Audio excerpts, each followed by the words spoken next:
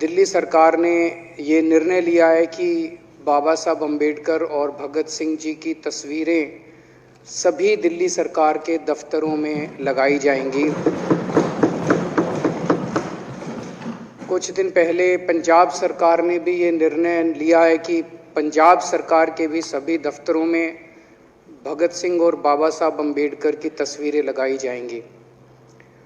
जब से ये ऐलान किया गया है, मैं तो सोच रहा था कि हमारे विपक्ष के साथी इसके ऊपर हमें बधाई देंगे, तारीफ करेंगे कि बहुत अच्छा निर्णय लिया गया। शुक्रिया।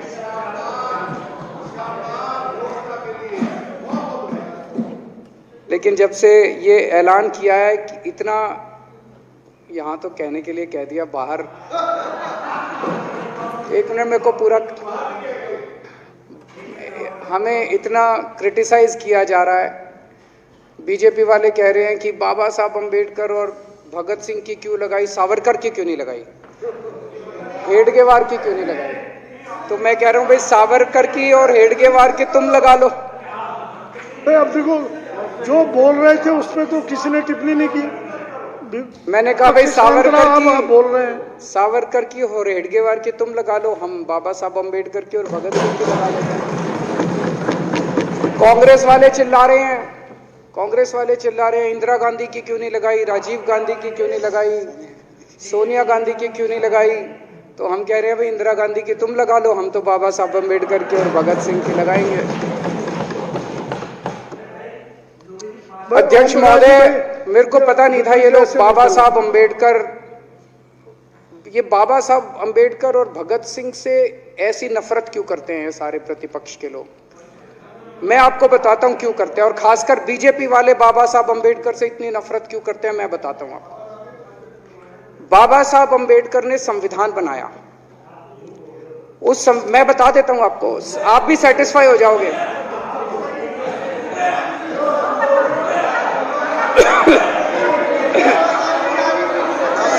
सुन के चले जाना।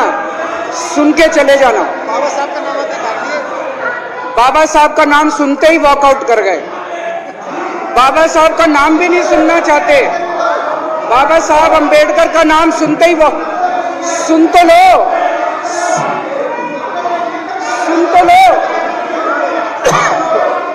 वो तमाशा, और ये सब कुछ जो इन्होंने बोला वो सच बोला। सुन तो लो।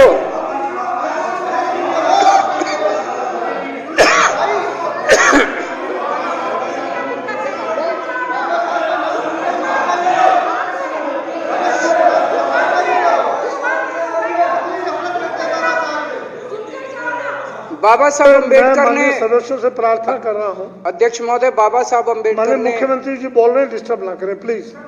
नहीं, ये कोई तरीका। सत्य कौन बोल रहा था? सत्य क्या बिजुली जी ने बोला? सब आप बैठ जाइए। अब बाबा साहब अम्बेडकर ने देश का संविधान बनाया। संविधान में लिखा उन्होंने कि भारत के अंदर जनतंत्र होगा। इस जनतंत्र के अंदर चुनाव होंगे। चुनाव में जनता वोट डालेगी। वोट डाल के जनता अपनी सरकार चुनेगी। वो सरकार लोगों के सपनों को पूरा करने के लिए काम करेगी। बीजेपी को ये पसंद नहीं है। बीजेपी नहीं चाहती चुनाव हो। बीजेपी चाहती है कि चुनाव खत्म हो जाए। चुनाव होने ही नहीं चाहिए। चुनाव गंदी बात है इनके हिसाब से। चुनाव गलत बात है इनके हिसाब से। एमसीडी के अंदर 15 साल इन्होंने जम के लूटा। लूटने के सारे दुनिया के रिकॉर्ड तोड़ दिए। गिनीज बुक वालों की मीटिंग चल रही है कि भारतीय जनता पार्टी का नाम आने वाला है गिनीज बुक के अंदर। एमसीडी का और बीजेपी वालों का शानदार इन्होंने परफॉर्मेंस किया है। 15 साल के अंदर इन्होंने लूटने में कोई कसर नहीं छोड़ी। लूटने के बाद जब जनता में त्राही त्राही मच गई, लोग दुखी हो गए 15 साल के इनके शासन के बाद, और जनता ने मन बना लिया कि इस बार इनको मजा चखाएंगे और गुस्सा जाहिर करेंगे। चुनाव आयोग ने ऐलान कर दिया कि हम आज शाम को 5 बजे 9 मार्च को शाम को 5 बजे आज चुनाव की डेट्स की घोषणा की जाएगी। 4 तारीख को प्रधानमंत्री के दफ्तर से फोन जाता है, चिट्ठी जाती है चुनाव कमिश्नर को, चुनाव रद्द कर दो। पूरी दुनिया के अंदर आज तक ऐसा नहीं होगा कि प्रधानमंत्री सीधे सीधे चुनाव कमिश्नर को फोन करके और चिट्ठी लिख के कहते हैं कि चुनाव रद्द कर दो। इसलिए ये नफरत करते हैं बाबा साहब अम्बेडकर से। ये कहते हैं बाबा साहब अम्बेडकर नहीं होता तो जनतंत्र नहीं होता इस देश के अंदर। कल एक बीजेपी का बड़ा नेता मिला, बोला जी मैंने तो अपने बीजेपी के बड़े नेताओं को बोल दिया ये चुनाव का चक्कर छोड़ो, एमसीडी में भी एनडीएमसी जैसा कर दो। मैंने कहा इसका क्या मतलब? वो बोले जैसे एनडीएमसी में चुनाव ही नहीं होते, एनडीएमसी में केंद्र सरकार नॉमिनेट कर देती है, बोले जी एमसीडी में भी यही हो जाना चाहिए। अध्यक्ष महोदय, इनका बस चले ना इस देश के अंदर सारे राज्यों में और देश में चुनाव कराना बंद कर दें। इसलिए ये नफरत करते हैं, इसलिए बाबा साहब अंबेडकर से नफरत करते हैं ये लोग। बाबा साहब अंबेडकर चुनाव की प्रक्रिया रख के गए थे, इनका बस चले तो ये चुनाव कराना बंद कर दे। कह रहे हैं हम तीनों एमसीडी को यूनिफाई करना चाहते हैं। अरे 7 साल थे तुम्हारे पास, सो रहे थे क्या 7 साल से? कहां थे तुम लोग 7 साल से? क्यों नहीं तुम लोगों ने क्यों नहीं तुम लोग यूनिफाई करने के लिए पैसे चाहिए? क्यों नहीं तुम लोगों ने यूनिफाई किया 7 साल से? चुनाव के 1 घंटे पहले तुम लोग चिट्ठी लिख रहे हो, अब सो के जागे हो कि अब यूनिफाई करोगे। तो यूनिफाई नहीं करना, चुनाव टालने हैं, क्योंकि हार रहे हैं। मेरी हाथ जोड़ के विनती है, हार जीत लगी रहती है, कभी ये पार्टी हारती है, कभी वो पार्टी हारती है, कभी आज बीजेपी हारती है, कभी आम आदमी पार्टी भी हारती है, कभी कांग्रेस हारती है। देश बड़ा है, देश की सोचो। आज आम आदमी पार्टी है, कल आम आदमी पार्टी हो सकता है ना हो। आज बीजेपी है, कल बीजेपी हो ना हो। आज केजरीवाल है, कल केजरीवाल नहीं होगा। आज मोदी जी हैं, कल मोदी जी नहीं होंगे। कोई बड़ा नहीं है, देश बड़ा है, मुल्क बड़ा है, कौम बड़ी है, समाज बड़ा है। देश को नहीं झुकने देना, देश को नहीं टूटने देना, देश को नहीं किसी भी हालत में देश पे आंच नहीं आनी चाहिए। ये लोग देश के साथ खिलवाड़ कर रहे हैं, ये लोग संविधान के साथ खिलवाड़ कह रहे हैं। हम यूनिफाई करना चाहते हैं। इन्होंने एक चिट्ठी लिख दी चुनाव आयोग को कि हम तीनों एमसीडी को यूनिफाई कर रहे हैं, इसलिए चुनाव टाल दो। चुनाव आयोग ने चुनाव टाल दिया। कल को दिसंबर में गुजरात के चुनाव हो रहे हैं। अब जनता कह रही है ये गुजरात हारेंगे। अब अगर ये गुजरात हारेंगे तो ये 10 दिन पहले चिट्ठी लिख देंगे चुनाव आयोग को कि भाई हम गुजरात को और महाराष्ट्र को एक कर रहे हैं, इसलिए गुजरात के चुनाव टाल दो। गुजरात के चुनाव टल जाएंगे। अगली बार ये लोकसभा हारेंगे, चिट्ठी लिख देंगे जी ये पार्लियामेंट्री फॉर्म ऑफ सिस्टम बड़ा खराब है, हम प्रेसिडेंशियल फॉर्म ऑफ सिस्टम ला रहे हैं, संविधान बदल रहे हैं, चुनाव टाल दो। चुनाव टल जाएंगे। ये क्या मजाक बना रखा है इन्होंने, नौटंकी कर रखी है इन्होंने। भारत जनतंत्र है, देश ये बर्दाश्त नहीं करने वाला जो इन्होंने नौटंकी कर रखी है। कहते हैं हम दुनिया की सबसे बड़ी पार्टी हैं, हम तो जी दुनिया की सबसे छोटी पार्टी हैं। फिर भी डर गए तुम लोग।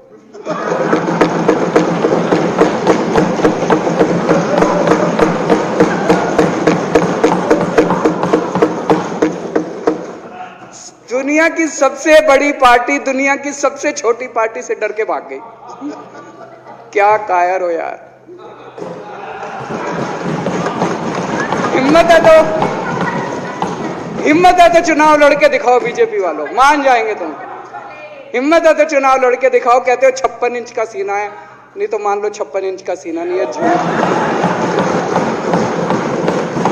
नहीं तो मान लो कुर्ते के नीचे 56 इंच का सीना नहीं है, झूठ है ये। कल मैंने देखा, आपको भी बुरा लगा, मैं आपके कमरे में जब चाय पीने आया, आपने मेरे साथ अपना दुख शेयर किया कि जब एलजी साहब ने भाषण शुरू किया, ये सारे खड़े हो गए नारे लगाने। क्या कश्मीर फाइल्स टैक्स फ्री करो, और पीछे से 2 जने कह रहे थे दारू की दुकानें बंद करो। अब इनको भी नहीं पता आज नारे किस चीज के लगाने। ऊपर से आया तो था ऊपर से आया तो था, तो 2 जने कह रहे थे दारू की दुकान बंद करो, आगे वाले कह रहे थे कश्मीर फाइल्स टैक्स फ्री करो, फिर दूसरे वाले ने कहा बे आज कश्मीर वाला नारा लगाना है। तो जैसे रैलियां होती हैं उसमें कुछ टीवी वाले माइक लगा देते हैं कि हाँ जी किस लिए आए हो, तो वो यूं यूं देखता है किस लिए।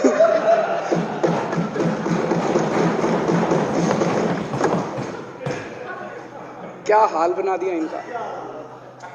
इसलिए थोड़ी राजनीति में आया था। इसलिए थोड़ी राजनीति में आए थे। एक पिक्चर आई थी बंटी और बबली, उस पिक्चर में एक सीन था, कुछ लोग एक नेता के घर के सामने जाते हैं, हमारी मांगे पूरी करो, हमारी मांगे पूरी करो। नेता बाहर आता कहता है क्या मांगे हैं, तो सारे एक दूसरे की तरफ, उनको पता ही नहीं क्या मांगे। आज सारे देश की सारी भारतीय जनता पार्टी एक पिक्चर के पोस्टर लगा रही है गली गली में जाके। पूरी सारी भारतीय जनता पार्टी देश में एक पिक्चर के पोस्टर लगा रही है।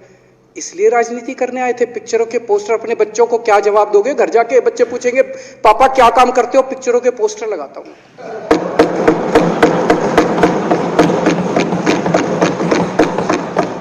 8 साल केंद्र सरकार चलाने के बाद अगर किसी देश के प्रधानमंत्री को विवेक अग्निहोत्री के चरणों में शरण लेनी पड़े तो इसका मतलब उस प्रधानमंत्री ने 8 साल में कोई काम नहीं किया।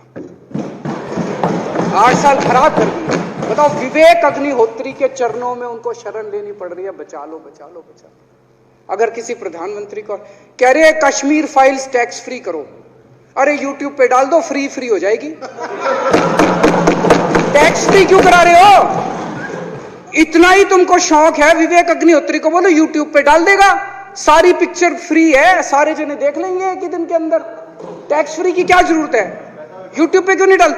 कल एक मैंने अखबार में पढ़ा, हरियाणा के अंदर एक भारतीय जनता पार्टी का ही एक एमएलए था, उसने कहा आज मैं पार्क के अंदर इसकी फ्री स्क्रीनिंग करूंगा। तुरंत विवेक अग्निहोत्री का ट्वीट आया खट्टर साहब के, खट्टर साहब देखो ये फ्री में कर रहा है, इसको बोलो टिकट लेके करेगा। भाई साहब, कश्मीरी पंडितों के नाम पे कुछ लोग करोड़ों करोड़ों रुपए कमा रहे हैं और तुम लोगों को पोस्टर लगाने का काम दे दिया। आंखें खोलो, क्या कर रहे हो तुम लोग? वो करोड़ों कमा गया, कश्मीरी पंडितों के नाम पे करोड़ों कमा गया और तुम लोग पोस्टर लगाते रह गए। क्या हाल बना दिया तुम लोगों का यार। आंखें खोलो तुम लोग।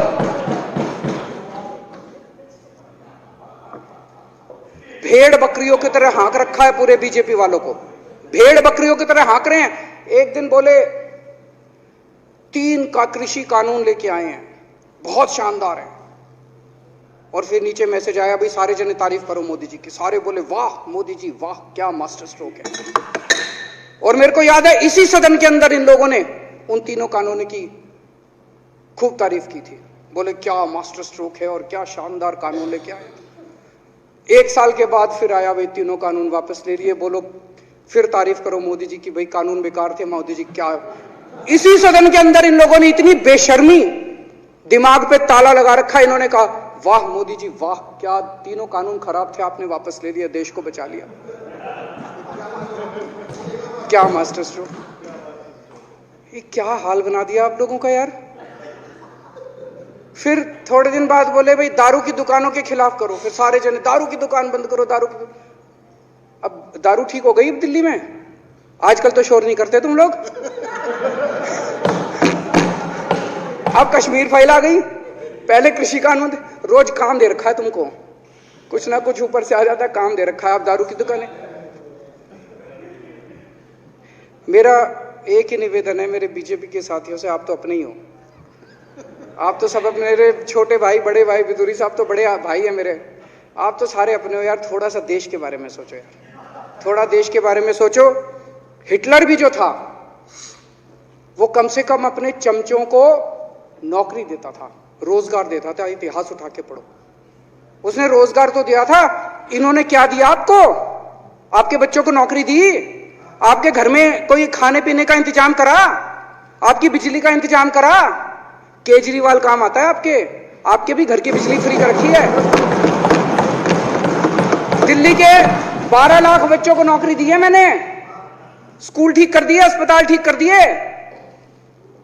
आपके घर में कोई बीमार हो, केजरीवाल दवाई पहुंचाता है, मोदी दवाई नहीं पहुंचाता। केजरीवाल काम आया।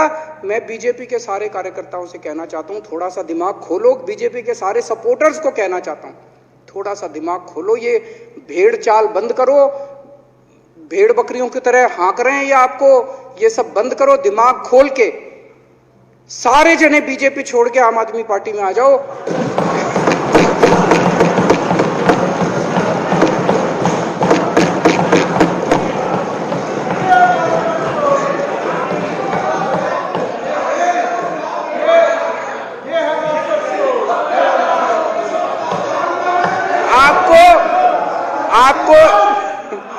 आपको इज्जत मिलेगी, सम्मान मिलेगा, आपसे कतई झूठे नारे नहीं लगवाएंगे। राष्ट्र निर्माण में आपको साथ लेंगे, हम राष्ट्र निर्माण करेंगे आपके साथ मिलकर। ये पोस्टर भी नहीं लगवाएंगे झूठी फिल्मों के। और जो भी करना हो, कम से कम यार ये पिक्चर का प्रमोशन करना तो बंद करो। ये गंदे लगते हो तुम लोग, अच्छी शोभा नहीं देता आप लोगों को। यार आप अच्छे आदमी हो, कुछ करने आए थे राजनीति में, कहां पिक्चर के पोस्टर और प्रमोशन करने में लगा दिया। कल एलजी साहब की स्पीच पूरे देश ने सुनी। एलजी साहब को एक तरह से केंद्र सरकार का नुमाइंदा माना जाता है। एलजी साहब ने भी हमारी सरकार की कितनी तारीफ करी।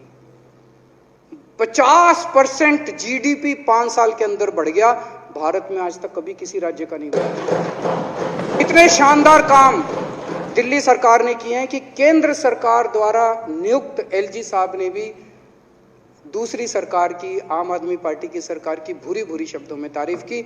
मैं एलजी साहब का बहुत बहुत शुक्रिया अदा करना चाहता हूं और इस धन्यवाद प्रस्ताव का समर्थन करता हूं।